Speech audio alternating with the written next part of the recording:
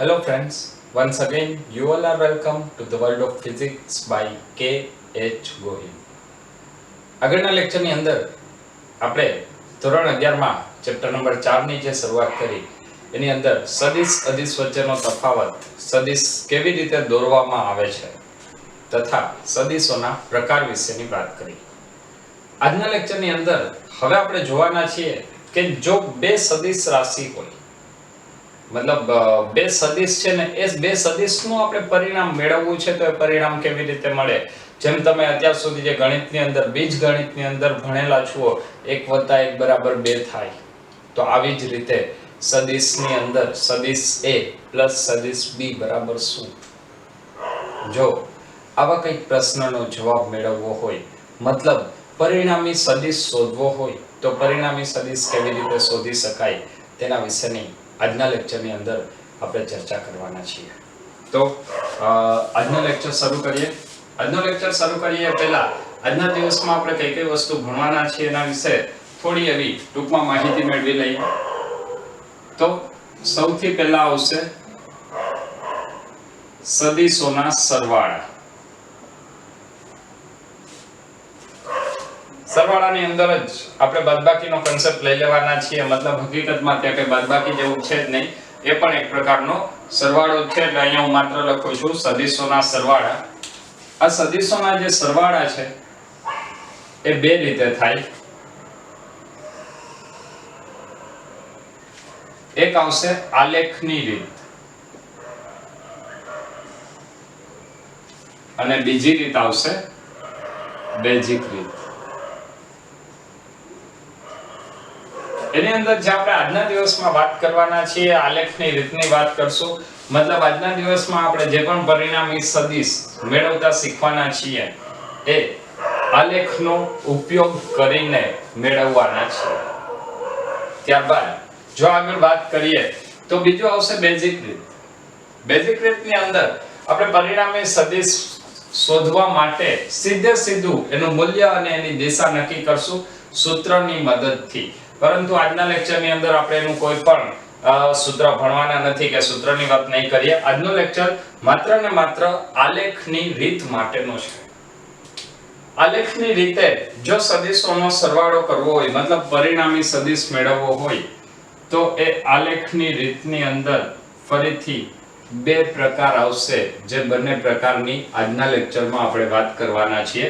એની અંદર પહેલો પ્રકાર આવશે ત્રિકોણની રીત અને બીજો પ્રકાર આવશે સમાંતર બાજુ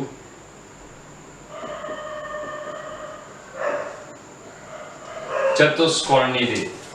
તો ત્રિકોણની રીત ની મદદથી સદિશોના સરવાળા કઈ રીતે થાય અને સમાંતર બાજુ ચતુષ્કોણની રીતનો ઉપયોગ કરીને સદિશોના સરવાળા કઈ રીતે થાય એની સાથે સાથે સદિશોની બાદબાકી પણ આપણે જોઈશું અને એની સાથે ખૂબ જ બેઝિક એવા એક દાખલાઓ કે જેના મદદથી આપણો આ કન્સેપ્ટ ક્લિયર થાય. તો હવે આપણે શરૂઆત કરશું સદિશોના સરવાળા ત્રિકોણની રીતની મદદથી. હવે ત્રિકોણની રીતની મદદથી સદિશોના સરવાળા કેવી રીતે થાય તેની આપણે વાત કરશું. તો સૌથી પહેલો ટોપિક જોઈએ, ત્રિકોણની રીતે સદિશોના સરવાળા.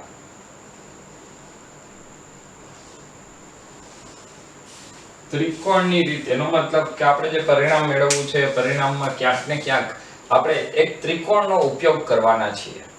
તો હવે ત્રિકોણનો ઉપયોગ કરીને પરિણામ કેવી રીતે મેળવી શકાય તેની આપણે ચર્ચા કરવાના છીએ. તો સૌથી પહેલા તો આપણે જે બે સદિશોનો સરવાળો કરવો છે તે બે સદિશ આપણને આપેલા હોવા જોઈએ.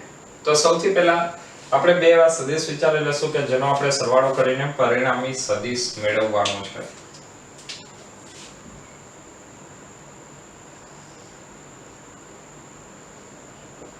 માની લો કે આ સદિશ A છે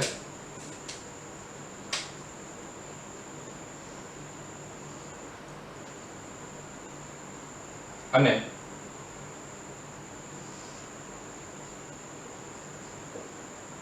આ કોઈ એક સદિશ b છે. હવે આપણે પરિણામી સદિશ r મતલબ રિઝલ્ટન્ટ વેક્ટર મેળવવાનો છે. તો આપણે ગણિતની ભાષામાં લખવું હોય તો શું લખશું કે પરિણામી સદિશ r એ શું છે? સદિશ a અને સદિશ b બંનેનો સદિશ સરવાળો છે. સદિશ સરવાળો એટલા માટે કારણ કે અહીંયા આપણે સદિશના સ્વરૂપમાં વાત કરવાની છે. તો આ કેવી રીતે કરી શકાય? જો આ પરિણામ મેળવવું હોય તો બે રીતે મેળવી શકાય. એમાંની પહેલી રીત છે એ છે ત્રિકોણની રીત. ચલો હવે જોઈએ ત્રિકોણની રીતે સદિશોના સરવાળા કઈ રીતે થાય. તો ત્રિકોણની રીત માટે સૌપ્રથમ જે સદિશ તમને આપેલો છે એ સદિશને એટલા જ મૂલ્યનો એ જ દિશામાં દોરવાનો. આપણે આગળના લેક્ચરની અંદર ભણી ગયા છીએ કે સદિશની દિશા બદલાવવી જોઈએ નહીં, તેનું મૂલ્ય પણ એટલું જ રહેવું જોઈએ. તો અહીંયા જે તમને સદિશ એ આપેલો છે એટલા જ મૂલ્યનો અને એ જ દિશામાં બીજો એક સદિશ એ દોરેલો છે. હવે એના હેડ પર જે સદિશ દોરેલો છે એના હેડ પર બીજા સદિશની ટેલ રહે તેવી રીતે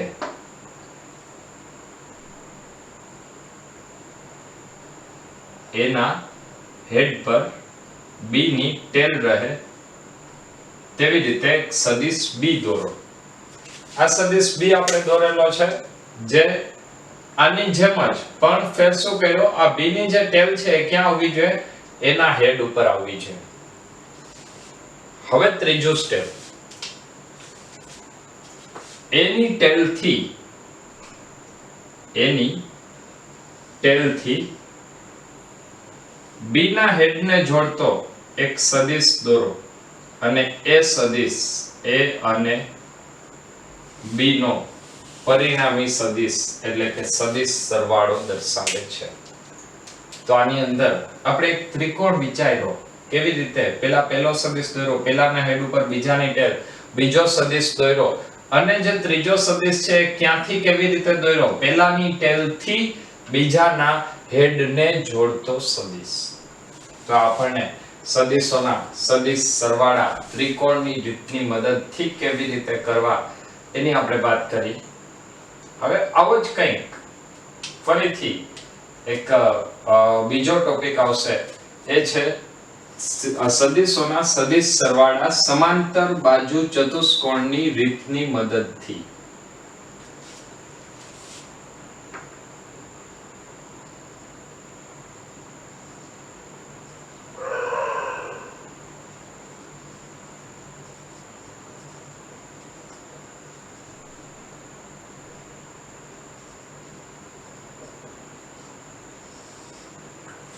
સમાંતર બાજુ ચતુષ્કોણની રીતે જો બે સદિશોનો સદિશ સરવાળો કરવો હોય તો કેવી રીતે કરી શકાય?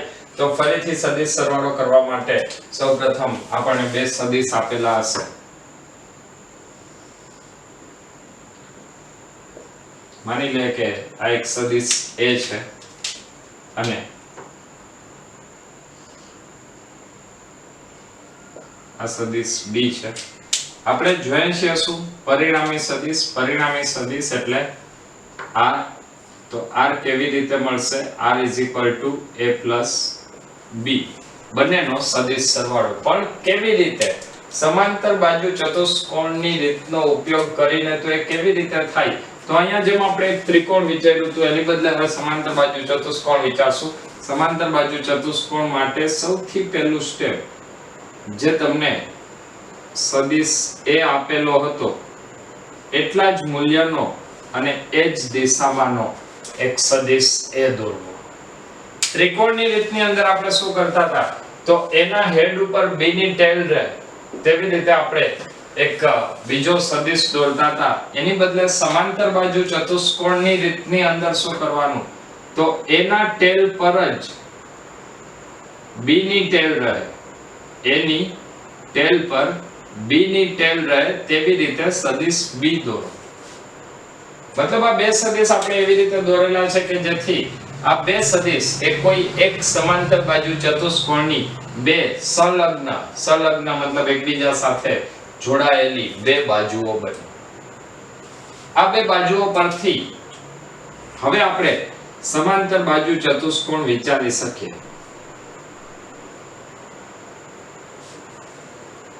આ એને સમાંતર સદિશ અને બીજો એક સદિશ આવશે એ આપણે દોરશું બી ને સમાંતર સદિશ.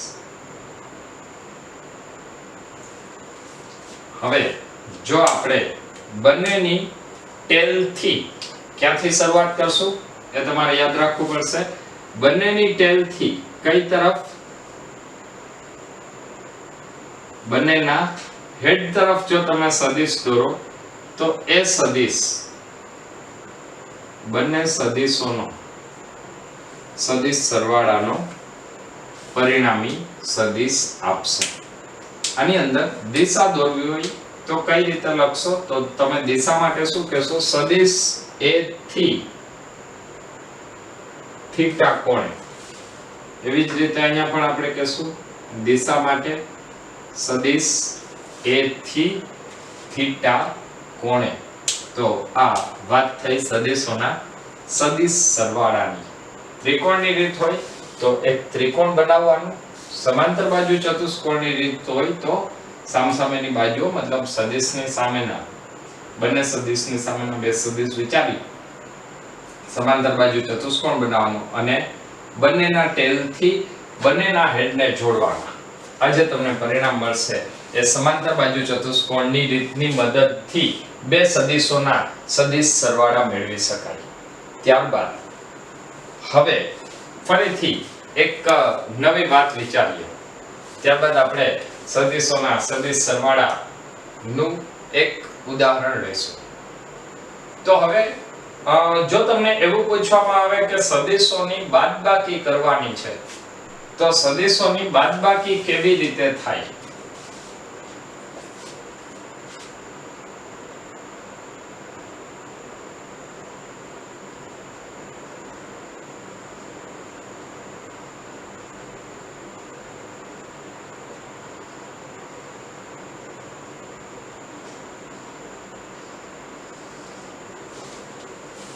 ત્રિકોણની રીતે સદિશોની બાદબાકી. જેમ આપણે સદિશોના સરવાળા કર્યા એવી જ રીતે સદિશોની બાદબાકી પણ કરી શકાય. હકીકતમાં બાદબાકી જેવું કંઈ હોતું નથી, કારણ કે ત્યાં પણ આપણે સરવાળો જ કરીએ છીએ. કેવી રીતે? ચલો એ પહેલા એકવાર જોઈ લઈએ. દાખલા તરીકે આપણે મેળવવું શું છે એ પરિણામથી પહેલા આપણે વિચારવાની શરૂઆત કરીએ તો આપણે મેળવવું છે બંને સદિશની બાદબાકી. બંને સદિશની બાદબાકી એટલે શું? સદિશ r = સદિશ a માઈનસ સદિશ b. આ માઈનસ સદિશ b છે ને આવી રીતે લખી શકાય a પ્લસ માઈનસ સદિશ b. તો આ શું મળ્યું? સદિશ a અને સદિશ b નો ઋણ સદિશ એ બંનેનો સરવાળો એ પરિણામી સદિશ આપશે.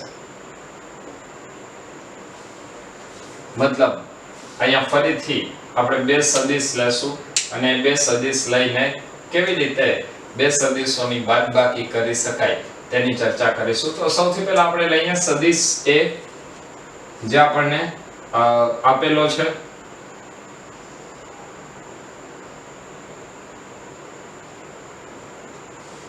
સદિશ a પછી હવે આપણે સદિશ b એવી રીતે દોરવાનો છે કે જેથી b ની ટેલ એના હેડ પર રહે. જો b ની ટેલ એના હેડ પર આવે તે રીતે આપણે એક સદિશ b દોરીએ તો આ સદિશ b ની વિરુદ્ધ દિશામાં પણ તેટલી જ લંબાઈનો એક સદિશ આવશે અને જે સદિશ હશે -b. ચલો આટલું પહેલા ક્લિયર છે. જો અહીંયાથી તમે a ની જ દિશામાં સદિશ વિચારો તો એ a + b મળે. આપણે a - b જોઈએ. a - b માટે શું કરવાનું છે? a + b. તો હવે a + b એ શું થયું? સદિશ a અને માઈનસ સદિશ b બંનેનો સદિશ સરવાળો. તો a ની ટેલ થી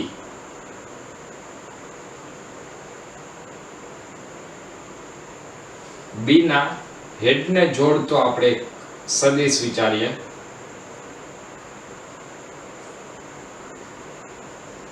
તો આ સદિશ બરાબર શું આવશે? a માઇનસ b, અથવા આને લખાય a પ્લસ માઇનસ b. અને એટલા માટે આપણે એને અલગ રીતમાં દર્શાવવાને બદલે એને અહીંયા આપણે સદિશ સરવાળામાં જ ગણતરી કરેલી છે. હવે આ સદિશની રીતે મતલબ ત્રિકોણની રીતે અને સમાંતર બાજુ ચતુષ્કોણની રીતે સદિશોના સદિશ સરવાળા જોયા બાદ હવે તેના ઉપર આધારિત એક એક ક્વેશ્ચન જોઈ લે. એ ક્વેશ્ચન સોલ્વ કરીને આપણે આજનો લેક્ચર પૂર્ણ કરીશું. હવે એક ક્વેશ્ચન જોઈએ, ત્રિકોણની રીત અને સમાંતર બાજુ ચતુષ્કોણની રીત બંનેની મદદથી આપણે સોલ્વ કરશું અને એનો જવાબ મેળવશું. દાખલા તરીકે તમને ક્વેશ્ચનની અંદર એવું આપેલું છે કે એક વ્યક્તિ સૌપ્રથમ ઉત્તર દિશામાં 5 મીટરનું સ્થાનાંતર કરે છે. ચલો આપણે થોડું ચેન્જ કરી નાખીએ. 4 મીટર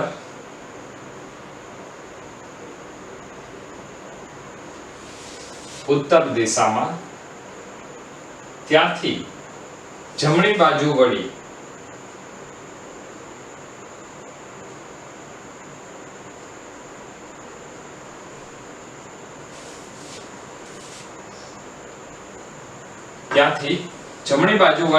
અને 3 મીટરનું સ્થાનાંતર કરે છે, તો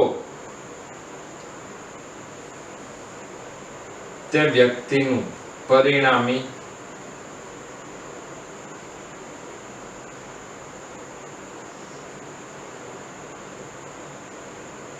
સ્થાનાંતર કેટલું થાય?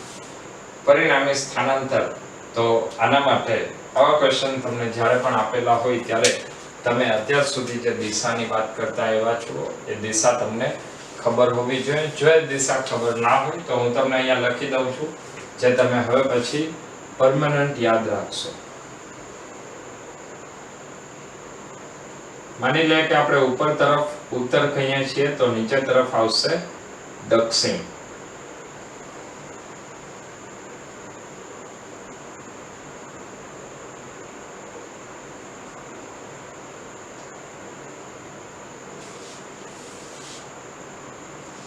જો ઉપર તરફ ઉત્તર દર્શાવીએ, નીચે તરફ દક્ષિણ દર્શાવીએ, તો ડાબી બાજુએ પશ્ચિમ આવશે અને જમણી બાજુએ પૂર્વ આવશે.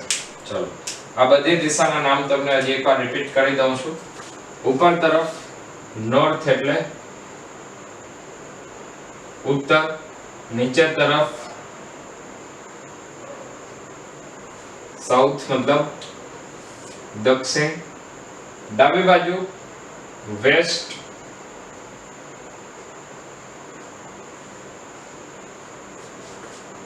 પશ્ચિમ અને જમણી બાજુ પૂર્વ. ચલો માની લે કે આ દિશાની તમને ખબર હશે.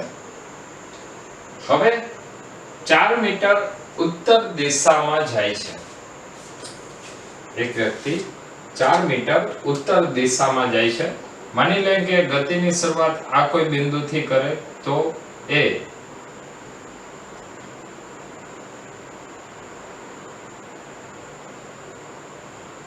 ઉત્તર દિશામાં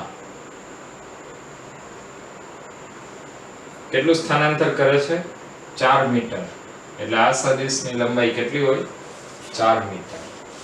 ત્યારબાદ જમણી બાજુ 3 મીટરનું સ્થાનાંતર કરે છે.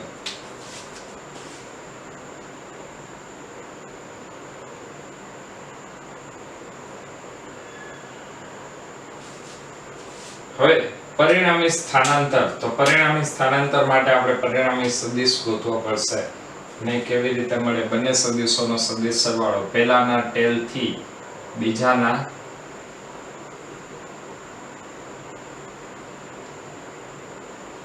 હેડને જોડતો એક સદિશ, કે જે સદિશ આપણે લખીએ છીએ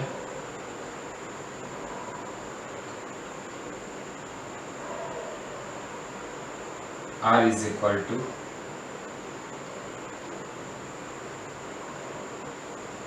a plus b.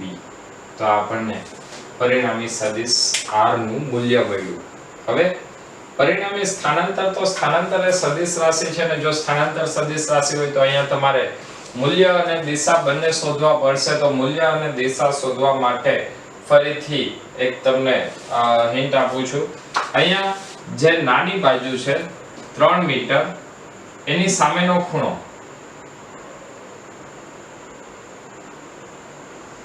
એ હંમેશા 37 ડિગ્રી નો આવશે અને જે 4 મીટર ની સામેનો ખૂણો છે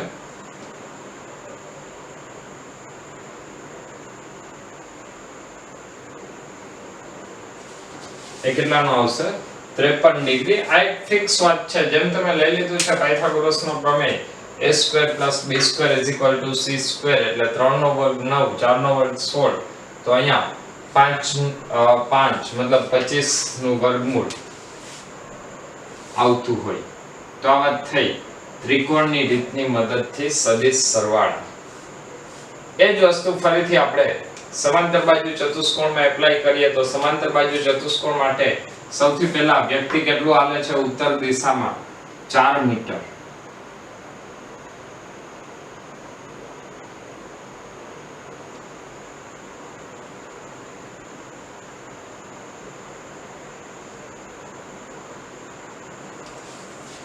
ઉત્તર દિશામાં 4 મીટર. ચલો અહીંયા આપણે દિશા લખી નાખીએ છીએ એટલે હું કોઈ પણ પ્રકારનું બીજું નામ નિર્દેશન કરતો નથી. હવે સમાંતર બાજુ ચતુષ્કોણ શું કહે છે? પહેલાના હેડ પર બીજાની ટેલ. તો એ શેમાં આવશે? ત્રિકોણની રીત. પહેલાના હેડ ઉપર બીજાની ટેલ. જ્યારે સમાંતર બાજુ ચતુષ્કોણમાં શું હતું? બંનેની ટેલ એક જ બિંદુએ. દાખલા તરીકે અહીંયા સદિશ a છે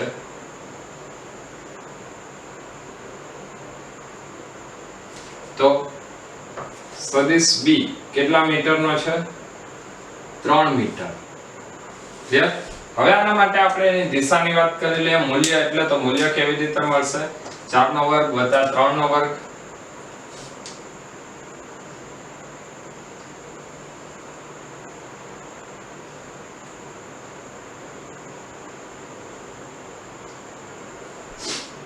તો અહીંયા ફરીથી આપણને સદિશ r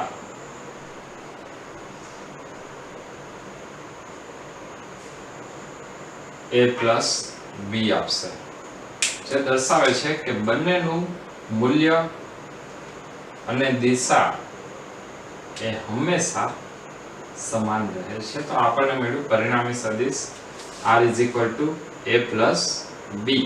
અને આ જો આપણે મેળવવું હોય તો કેવી રીતે મેળવી શકીએ? તો સૌથી પહેલા તમે અહીંયા જે a અને b દોરેલા છે એ a અને b ને જ સમાંતર, ચલો સોરી સદિશની આપણે પછી વાત કરીએ. સૌથી પહેલા a અને b જે સદિશ દોર્યા છે એ બંને સદિશને સમાંતર એક એક સદિશ વિચારો. માની લે કે a હતો તો a ને સમાંતર a,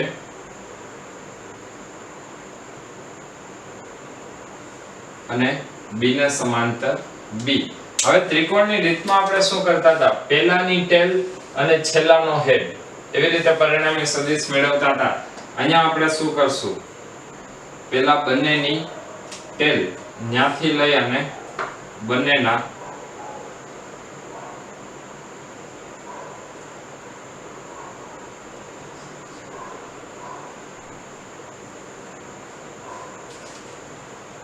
તો આ આપણને જે મળશે એ પરિણામી સદિશ મળશે. પરિણામી સદિશ r = a plus b.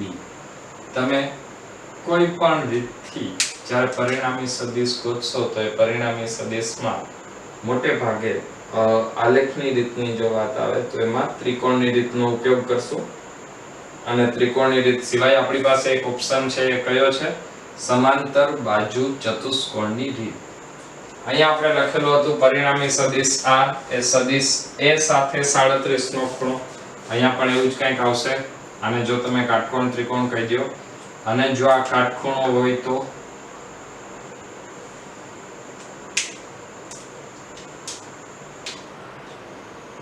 જો આ ખૂણો કાટખૂણો હોય અને આમાં આ જે લાઈન છે 4 મીટરની હોય તો આ 3 મીટર,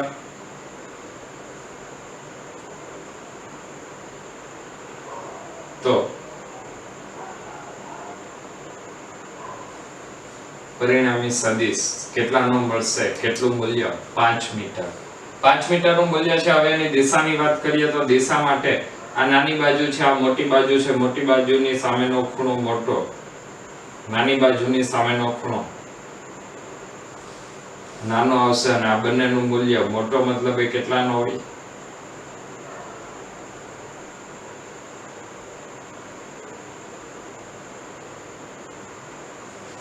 એ આવશે 33 ડિગ્રીનો.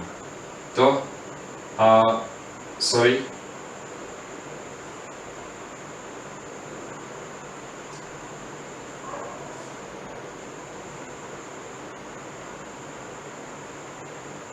સત્તાવન અને 33. ચલો અહીંયા મૂલ્યમાં એક કરેક્શન કરી લેજો, બંને જગ્યાએ એંગલ ચેન્જ છે. આ નાનો ખૂણો છે એ આવશે 33 ડિગ્રીનો, અને જે મોટો ખૂણો આવશે એ તમને મળશે 57 ડિગ્રીનો. ચલો, તો આ પરિણામ થયું. હવે આ પરિણામ બાદ આપણે ફરીથી નેક્સ્ટ લેક્ચરની અંદર સદિશોના સરવાળા કેવી રીતે કરી શકાય તેના માટેની વાત કરવાના છીએ. તો ફરીથી ખૂબ જ ઝડપથી નેક્સ્ટ લેક્ચરમાં મળીએ છીએ. ત્યાં સુધી બધા મહેનત કરતા રહો. Wish you all the best.